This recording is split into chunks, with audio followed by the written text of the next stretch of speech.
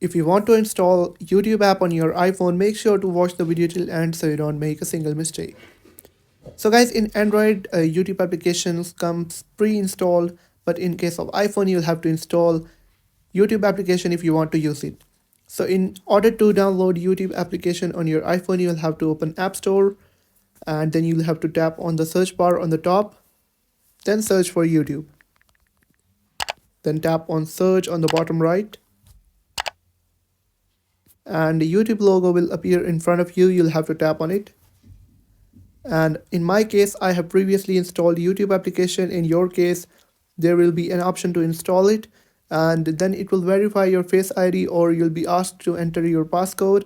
And after that, it will start installing YouTube app on your phone, and you will be able to use it.